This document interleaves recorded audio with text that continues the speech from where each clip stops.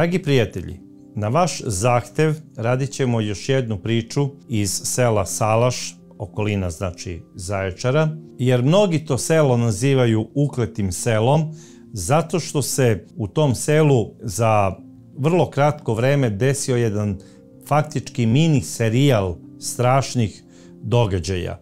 I mi ćemo upravo večeras pričati o jednom od tih događaja koji se desio 29. jula 2009. godine. Tog dana u ovom selu, po pričanju meštana, dogodila se jedna drama, malte ne kao da ju je opisao i sam William Shakespeare kada je pisao svoje čuvene komade. Neki će vam iz ovog sela reći da su to dvoje mladih koji su nasrdali tog dana bili zapravo kao Romeo i Julija. Ali to nije tačno, jer Romeo nikada ne bi ubio Juliju. On je nju iskreno voleo. A mlada devojka iz ove priče upravo je ubijena od ruku svog dečka. Ona se zvala Aleksandra Stojanović. Ona je rođena 1993. godine u Zaječaru, u porodici Stojanović. Jedna časna i ugledna porodica. Osnovnu školu završila je u Salašu. Međutim, pošto je njena porodica bila skromnijeg imovinskog stanja, nisu uspeli, nažalost, da svoju ćerku upišu u srednju školu. Odnosno, nisu imali uslova za to, jer najbliži grad, da li sa jedne ili sa druge strane, bio je udaljen po 30 km od Salaša. Aleksandra je odrastala, znači, u porodici sa ocem, majkom i bratom. Bila je omiljena u školi, znači voleli su je drugovi iz škole, a naravno cenili su je i njeni učitelji, a kasnije i nastavnici.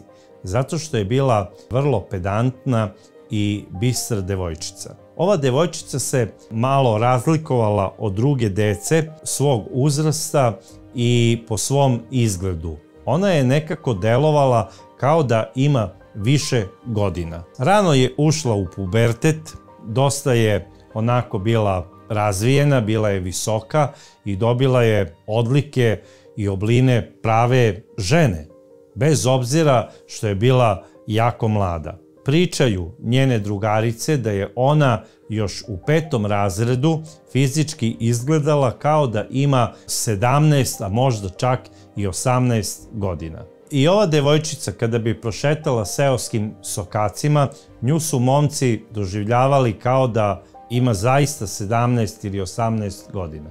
Jedan od tih momaka bio je i Darko Stefanović. Darko Stefanović je rođen 1981. godine u Zaječaru.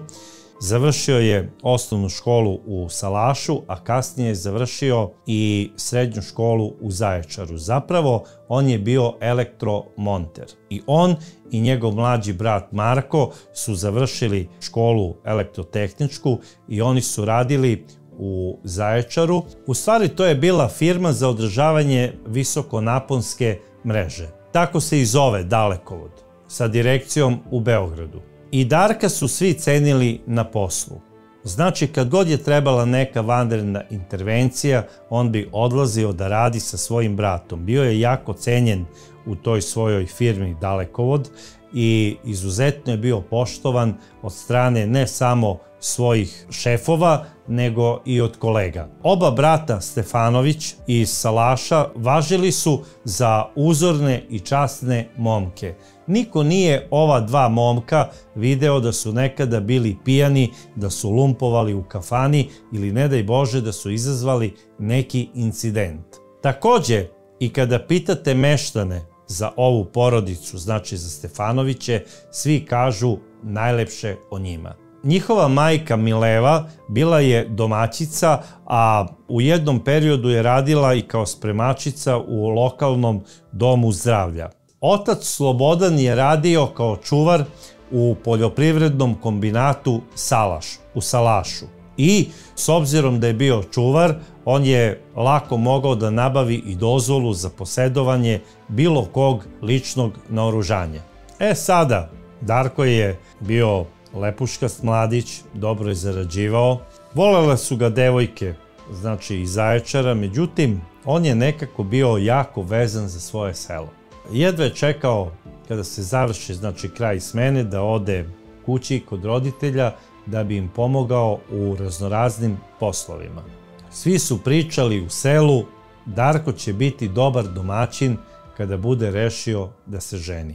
Imao je nepunih 25 godina kada je započeo svoju jednu polutajnu vezu sa jednom devojkom iz sela. Ako uopšte imam pravo da je nazovem devojka, s obzirom da nije imala ni punih 13 godina. Kao što sam rekao, njeno ime je Aleksandra Saška Stojanović. Oni su počeli to zabavljanje u početku tajno, a kasnije i javno. Bili su prelep par. Međutim, ja moram opet da kažem, za jednog čoveka koji radi u jednoj tako uglednoj firmi kakva je Dalekovod, za jednog momka koga jure devojke u Zaječaru kada ode u neku kafanu ili kafić, koji je stalno sa grupom mladih momaka koji su non stop spremni da idu na teren i u druge gradove s obzirom na posao kojim su se bavili, malo je neobično da počinje jednu ljubavnu romansu, zapravo emotivnu vezu sa devojčicom.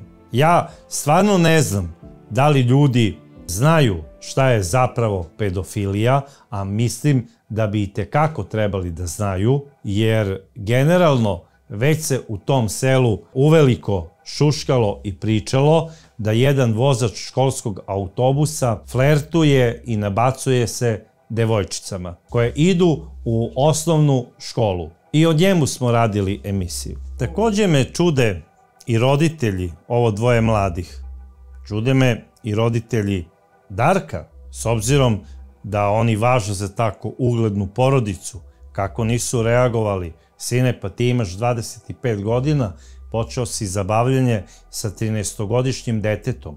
Doduše, kod nekih naroda možda postoji običaj da se devojčice od 14 godina već smatraju da su zrele i sposobne za udaju, ali generalno ja sam protiv toga.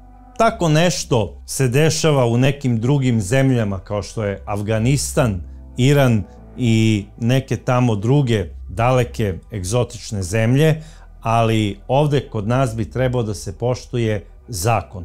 A zakon je izričit i kaže da su do 14 godina sva deca deca, a od 14 do 18 godina su maloletna. I svako punoletno lice trebalo bi da snosi neku odgovornost ako uđe u vezu, bilo znači punoletno lice sa maloletnom devojčicom ili obrnuto, recimo neka gospođa ili gospođica sa nekim maloletnim dečakom. Zakon mora da se poštuje, a takva lica moraju biti upozorena, a kasnije i sankcionisana. Zavisi znači od slučaja u kom je obliku. Jer ja ne želim da budem pogrešno shvaćen, ali ako neko ima 25 godina i ušao je u vezu sa 12 godina mlađom devojčicom, zapravo detetom, ja ne znam kako ga nazvati.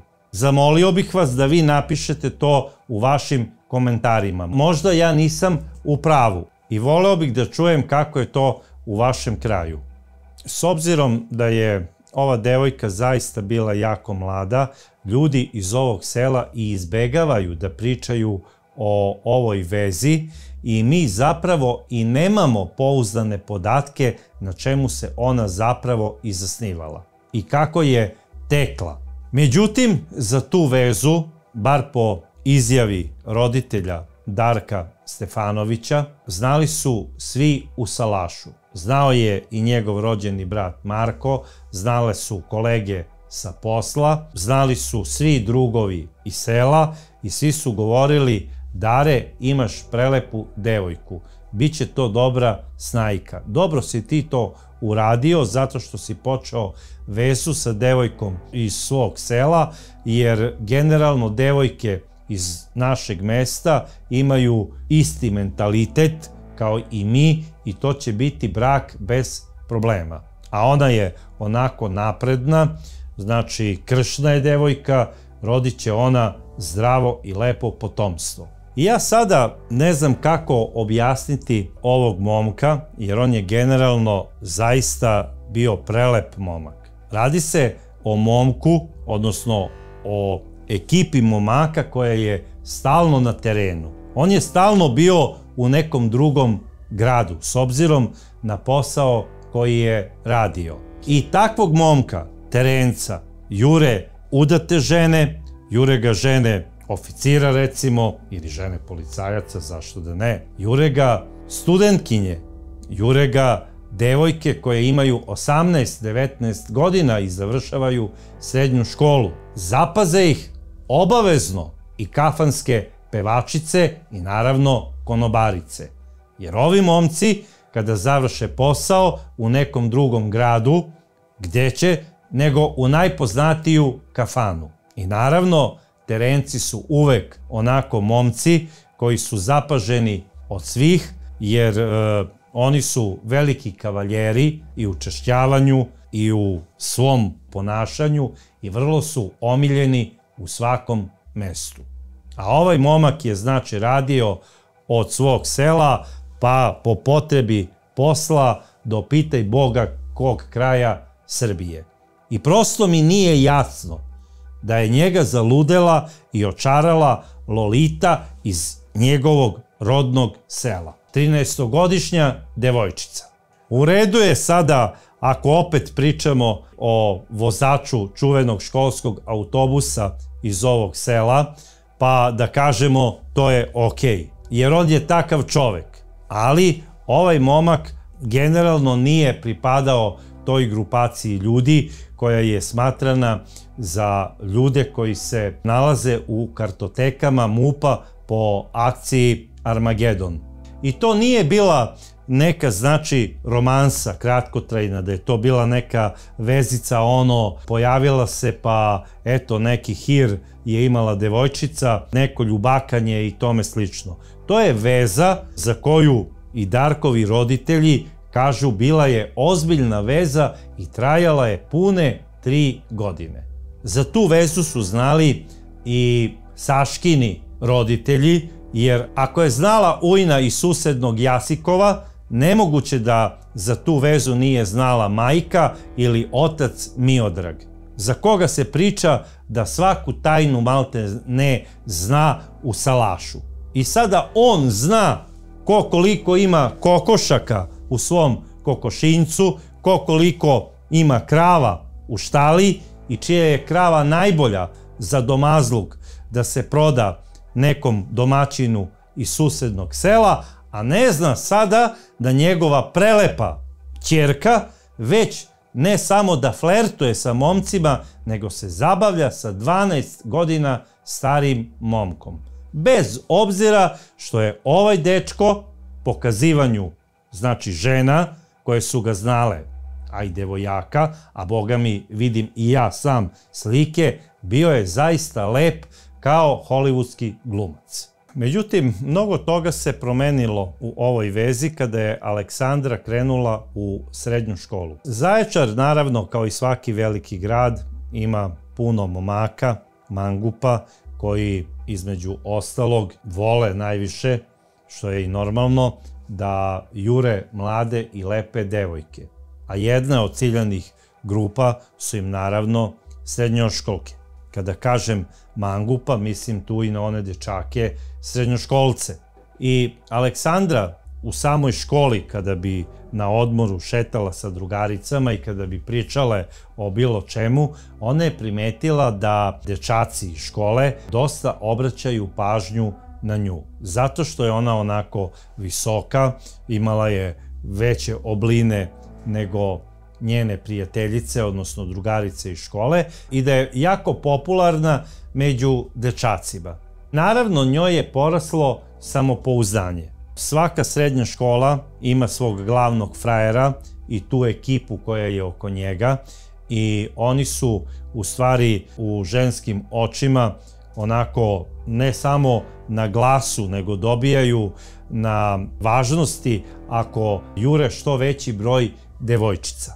A nabacuju se onim najlepšim devojčicama. I naravno, Saška je bila jedna od devojčica gdje su je upravo ti dečaci i startovali. Nije ona sada ušla u neke kombinacije i vezice sa njima, ali naravno njoj je to prijalo. I kada se desi to sada jednoj mladoj curi od 15 godina koja je krenula u prvi srednje, to je kao kada uvedete neku devojku u prodavnicu najlepših cipela i kažete joj birajte koje hoćete. I sada ona se onako uhvati za prve koje su joj se dopale, pa onda okrene se pa vidi još lepše, pa hoće i njih, pa se okrene nazad pa vidi najlepše i ona prosto ne zna u tom trenutku za koje cipele da se odluči i one prve koje je dotakla počinju da blede u njenom sećanju. Tako je izgleda počeo da bledi u njenim sećanjima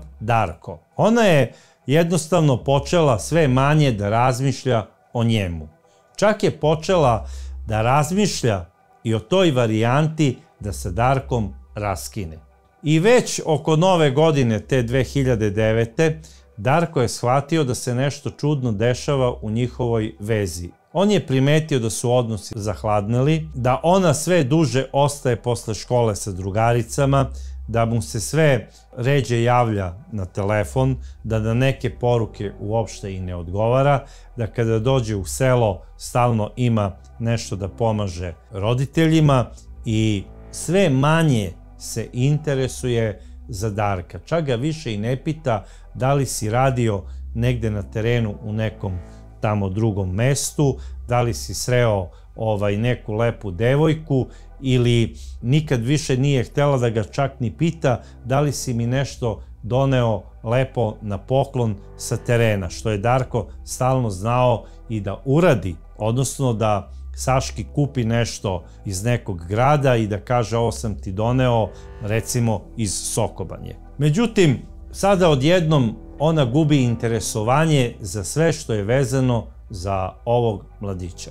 Sada, ja nisam baš siguran kako je Darko prvi put reagovao na saznanje da njegova voljena Saška počinje sve manje da ima interesovanja za njega, ali pretpostavljam da je dobio napad velike ljubomore i da je počeo da je optužuje. Možda je najverovatnije upotrebio i neku ružnu reč, što je jako opasno kada se kaže nekoj curi ili ženi koja planira da vam da žuti karton u jednom trenutku ili da napravi pauzu, da vas izbaci iz igre i da uvede rezervnog igrača. Mislim da je on rekao nešto što ne treba i da je umjesto žutog kartona dobio zapravo crveni, odnosno raskid. I to se desilo negde u januaru 2009. godine. Darko, da bi prikrio to što se njemu desilo, on nije govorio naravno svojim roditeljima,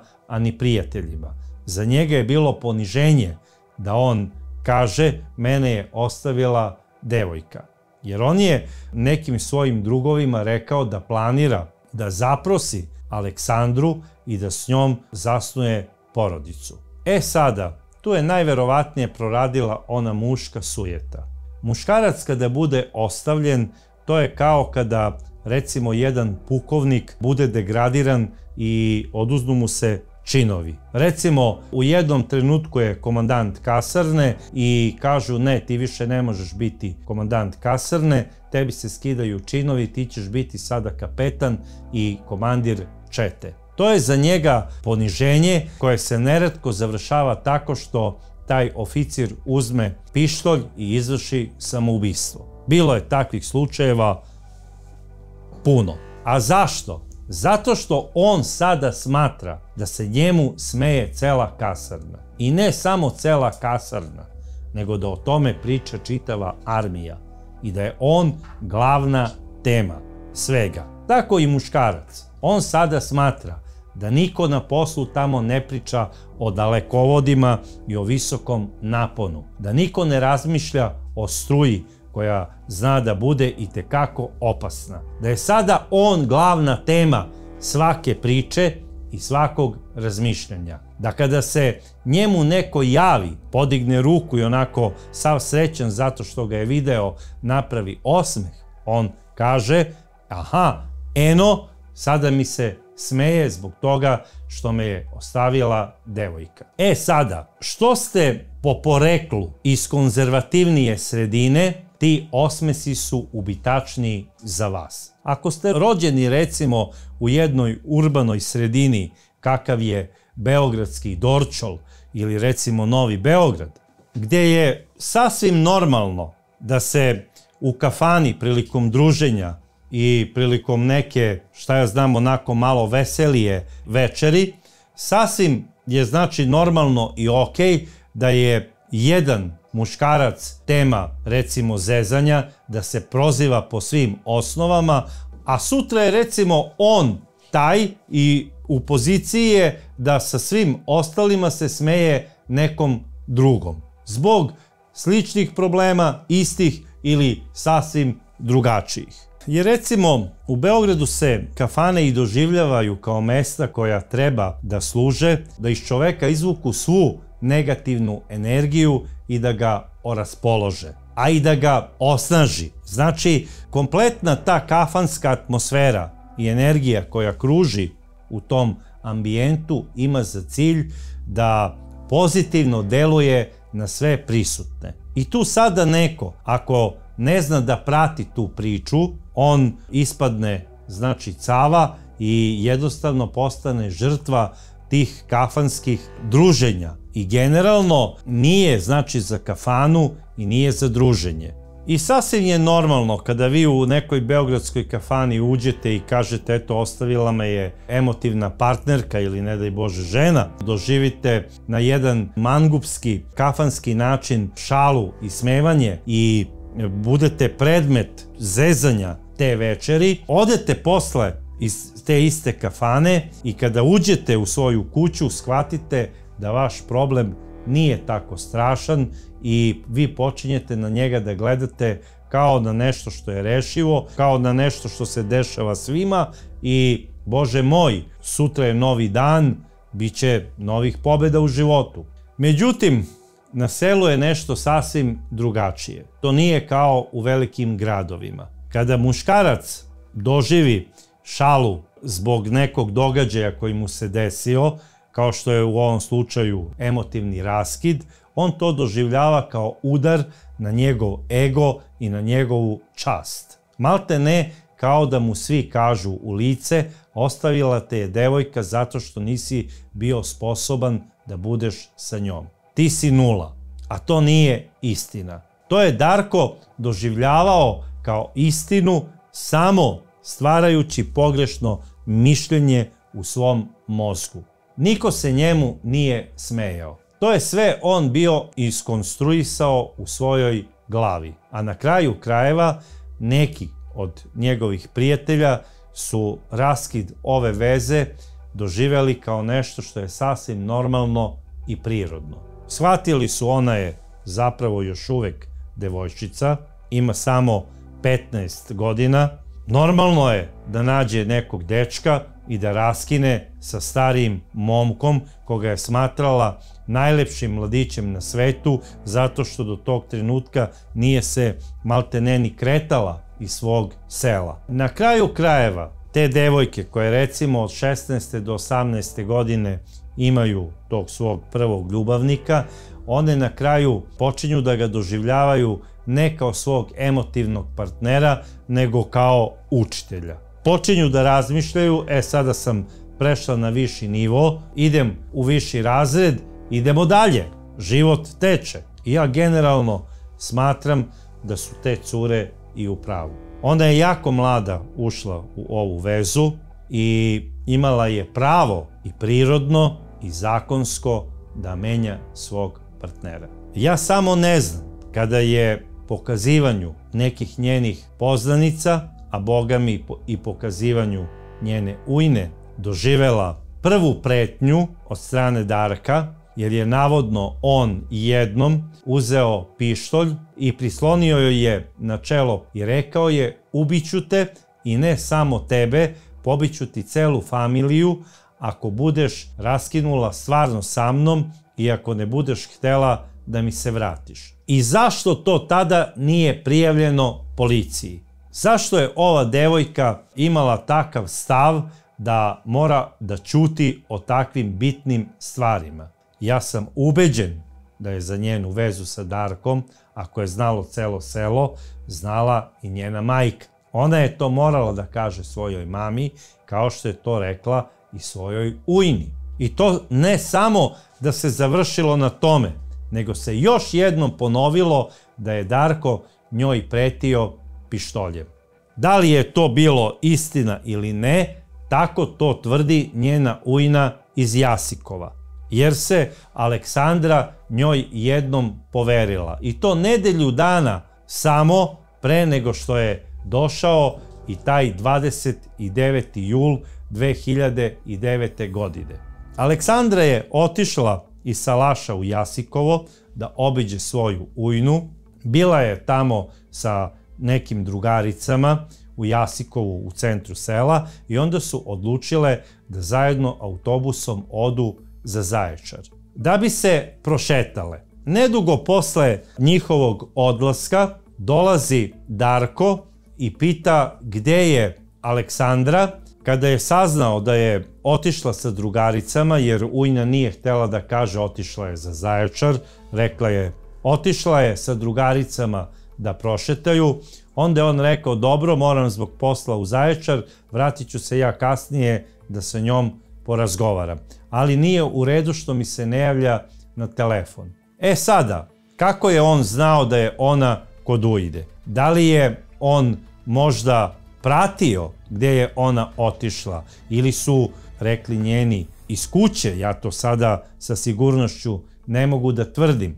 Ali po dolasku Aleksandre kod ujne, ujna je bila zabrinuta i rekla je bio je Darko i delovao je strašno ljut. Rekao je da mu se nisi javljala na telefon i da s tobom ima ozbiljno da porazgovara. Ja se plašim da ne bude možda, ne daj Bože, nasilan prema tebi. Ona je opet rekla, ujna, ti nećeš verovati, on je meni opet pretio pištoljem i rekao je pobiću ti celu familiju. Ja se plašim da ne ubije mog brata, oca i majku. I zato mu se i ne javljam, ali molim te, nemoj o ovome nikome da pričaš, jer ako bude saznao on, bojim se da može doći do nečeg strašnog. Ujna je rekla da ovo mora da se prijavi policiji i na insistiranje Aleksandre ujna je odustala od toga. Ja sada ovako kao čovek mogu samo da postavim pitanje kako je ujna mogla da posluša devojčicu od 16 godina i zašto, ako ne policiji, nije to prijavila svojim rođacima. Znači da odmah to kaže svom suprugu koji je rođeni brat Aleksandrine majke i da to posle linijskim putem dođe do ušiju oca Miodraga i da on pokuša da zakonski zaštiti svoju ćerku Aleksandru, tako što će ceo slučaj prijaviti policiji. Policija o ovome nije znala ni jednu jedinu reč. Znači, niko nije znao da je Darko pretio Aleksandri, osim ujne. I ujna je iz neke solidarnosti odlučila da tu tajnu zadrže za sebe. Mislim da je ujna napravila fatalnu grešku. Nedelju dana kasnije, tačnije u utorak 28. jula, Aleksandra je uveče oko 10 časova izašla sa svojim drugaricama da prošetaju selom. I negde oko 22:30 Aleksandri je zazvonio telefon. Bio je to Darko i rekao je da on zna da ona šeta sa drugaricama u selu i da bi hteo sa njom da se vidi, da popričaju o svemu. I ona je rekla u redu. Izdvojila se iz društva i pokazivanju nekih svojih drugarica one su videle kada je ona otišla da šeta sa Darkom. Oni su otišli Darkovoj kući. U tom trenutku njegov brat Marko bio je u Zaječaru sa društvom. Otac Slobodan je bio na poslu, radio je noćnu smenu kao čuvar u poljoprivrednom kombinatu Salaš, a majka Mileva bila je umorna i kada su deca ušla u kuću, znači Aleksandra i Darko, ona je rekla: deco, idite vi, znači gore na sprat, a ja odo na spavanje. Darko je rekao: dobro mama, idi i odmaraj. Šta se dalje dešavalo, da li je došlo do neke svađe ili ne, to niko ne zna. Samo u jednom trenutku majku Milevu je probudio neki čudni zvuk. Zapravo njoj je to ličilo na tresak vrata ili prozora koji mogu onako jako da se zalupe. I ona je mislila da je Darko ili onako na brzinu kada je prolazio vrata malo jače gurnuo ili je promaja udarila vrata. Oslušnula je, ništa se dalje nije čulo, okrenula se i nastavila je spavanje. Ne zna tačno koliko je sati bilo. Ujutru kada je ustala, bilo je 8 sati, pokušala je da uđe u Darkovu sobu, videla je da su vrata zaključena. S obzirom da je videla uveče da je ušla i devojka, Aleksandra, mislila je da dvoje mladih ljudi unutra spava. I nije htjela da lupa, međutim, kako je vreme odmicalo, došlo je i 9 sati, ona je htjela da pripremi neki doručak, da skuva kafu, da probudi Darka i Aleksandru, da bi doručkovali i popili kafu, a na kraju krajeva mislila je da Aleksandra treba da ide i kući, da ne bi njeni roditelji brinuli gde se ona tačno nalazi. U tom trenutku dolazi i otac Slobodan, a pre samog Slobodanovog ulaska u kuću zvoni telefon. Javlja se majka iz Zaječara, zove sin Marko i kaže: mama, da li je Darko pošao za Zaječar? Kaže: ne, on još uvek spava i mislim da je i Aleksandra kod njega. Kaže: molim te, idi probudi ga, treba da dođu, znači iz direkcije iz Beograda, treba da se potpišu novi ugovori za posao i on mora da bude danas u Zaječaru. Nemoguće da je zaboravio tako važnu stvar, pa od toga mu zavisi posao. Svi su me pitali šta je sa Darkom, zašto nije došao. I onda majka odlazi i počinje uporno da lupa na vrata i viče: Darko, Darko, probudi se, moraš na posao hitno u Zaječar. U tom trenutku dolazi znači i otac Slobodan i kaže: kakva je to galama u kući, šta se to dešava? Kaže: ne mogu da probudim Darka zato što sigurno je malo više popio, sa njim je i Aleksandra. Pa kaže: dobro, ako je Darko popio, nije i Aleksandra popila. Ušao je odmah u svoju, znači, spavaću sobu i na tajnom mestu gde krije svoj pištolj, i to po pravilu uvek rasklopljen, video je da je ta ladica otvorena i otključana. I odmah je znao šta se desilo. Odmah je uzeo telefon i pozvao je hitnu pomoć i policiju. I rekao je: gospodo, dođite odmah u kuću porodice Stefanović iz sela Salaš, dođite odmah jer sumnjam da je moj sin Darko napravio neku veliku glupost. Jer kao što vidim, ukrao mi je iz ladice pištolj. I policija je odmah došla. Tačno u 9 časova i 30 minuta dolazi policija. Oni razvaljuju vrata, ulaze u spavaću sobu Darka Stefanovića i tamo nalaze 2 beživotna tela. Znači, maloletne Aleksandre Saške Stojanović i Darka Stefanovića, kako u lokvi krvi leže na podu jedno preko drugog, kao Romeo i Julija. Bila je zaista potresna scena koju su policajci i vatrogasci, a i pripadnici hitne pomoći videli u tom trenutku.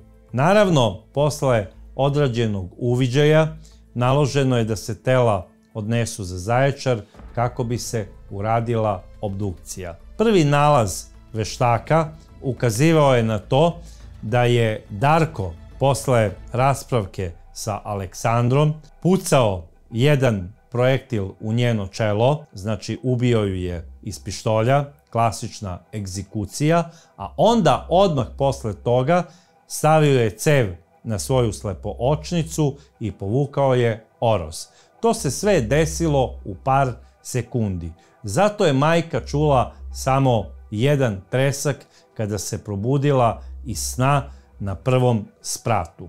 Generalno, ovo je bio događaj koji je potresao ne samo Salaš i okolinu Zaječara, nego maltene se pisalo u celoj Srbiji. Aleksandrini roditelji nisu prosto mogli da prihvate činjenicu da je njihova voljena ćerka završila na ovaj način. Govorili su kako ta veza uopšte nije ni bila prava ljubavna veza, da eto ona je samo kao devojka šetala sa Darkom, da on je samo u svojoj glavi bio umislio kako će se ona udati za njega, ali 3 godine ona šeta sa ovim mladićem.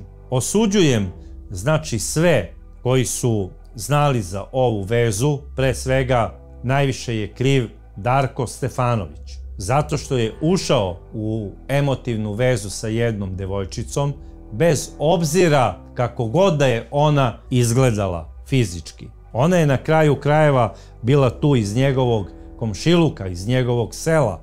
Morao je da zna da je ona dete i da ne sme da se upušta u takvu vezu. Takođe osuđujem i njegove roditelje, a boga mi i prijatelje, što mu nisu sugerisali da ne bude u takvoj vezi. Osuđujem i sve poznanike i prijatelje Aleksandrinih roditelja, a i Aleksandrine roditelje. Zašto nisu preduzeli nešto da njihova ćerka ne bude u emotivnoj vezi sa 12 godina starijim mladićem, a ona je devojčica?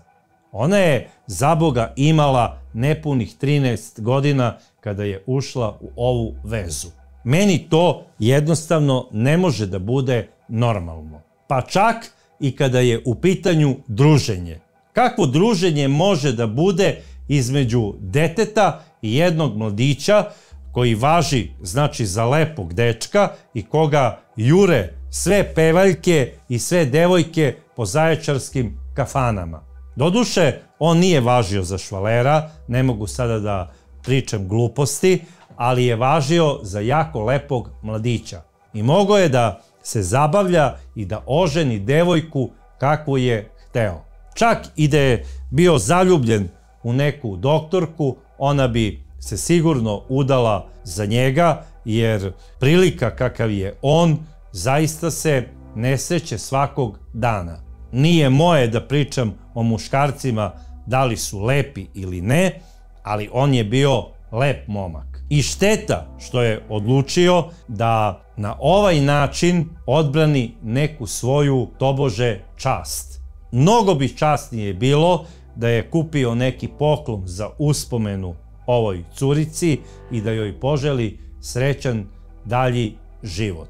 I ljubavni i u svakom drugom pogledu. Samo uspeh i ljubav, a ne da joj ga oduzme na ovako brutalni način i o kome će pisati sve novine ne samo iz Srbije, nego iz celog regiona. I ja ne znam zašto devojke, kada saopšte svom emotivnom partneru, to pričam to kao papagaj, stalno odlaze da nešto raščišćavaju u stanu ili u kući svog bivšeg momka. Pa curo, ako si mu rekla više ne želim da budem sa tobom i ako ti je pretio pištoljem, znači ako si imala hrabrosti i osjećala si se tako velikom i važnijom u odnosu na svoje drugarice koje su u tom periodu igrale lastiž i školice, onda curo zakorači i uđi u policijsku stanicu i prijavi mladića nasilnika koji ti je stavio pištolj na čelo. Jer da si to uradila, najverovatnije bi bila živa, zato što bi odgovarao za 2 krivična dela. Pre svega za ilegalno posjedovanje oružja, jer je oružje uzeo od oca, odnosno pozajmio. Pod broj 2, za pretnje opasne po život i pod broj 3, koji je u stvari i 1, i 2, i 3, a to je pedofilija. I on bi bio u zatvoru. I to u višegodišnjoj kazni izdržavanja zatvora, pa bi se onda tamo opametio i znao bi da ne treba da ulazi u vezu sa 12 godina mlađim detetom. Jer to je u redu da on sada ima 40, a ona ima 27 godina. To je okej veza. Ili da ona ima 21 godinu, a on neka ima koliko hoće, ali radi se o punoletnoj osobi, o mladoj ženi, o mladoj curi, a ovdje je u pitanju dete. S kojim pravom bilo koji mladić, zbog bilo kog ponosa, sebi daje za pravo da oduzme život jednog deteta? I ovaj događaj je generalno zavio u crno ceo Salaš. A ljudi i dan danas pričaju, znači ne samo u Salašu, nego u celom delu Timoka, da je Salaš malte ne ukleto selo. Da se dešavaju ubistva devojaka malte ne kao nešto što je sasvim normalno. Da mnogo stariji mladići, odnosno ne samo mladići nego i ljudi, pa i starci, zbog tobože neuzvraćene ljubavi uzimaju sebi za pravo da ugase jedan mladi život. I posle se još pitaju i kukaju pojedini kako su imali pravo na tako nešto. E pa nemate pravo na tako nešto. Ako je ovo običaj u ovom selu i u okolnim selima da se neko zabavlja sa decom, onda treba da snosi i posledice od strane zakona i države. Jer tačno se zna šta je propisano zakonom. A poručujem onima koji ne znaju šta je zakon propisao, slobodno neka pročitaju sve o pedofiliji i bit će im jasno šta sam hteo da kažem. Dragi prijatelji, o ovom slučaju bi mogao do sutra da pričam i znam da bih vam posle 5 minuta postao dosadan, jer bi se ponavljao stalno kao papagaj. I ja znam da u ovom delu Srbije i u Salašu žive časni i pošteni ljudi. I zato ih molim da ako gledaju ovu emisiju, razmišljaju i o svojoj časti. Jer ne možete živeti časnim životom, a da znate da neko iz vašeg komšiluka radi nečasne stvari prema nekom detetu iz komšiluka.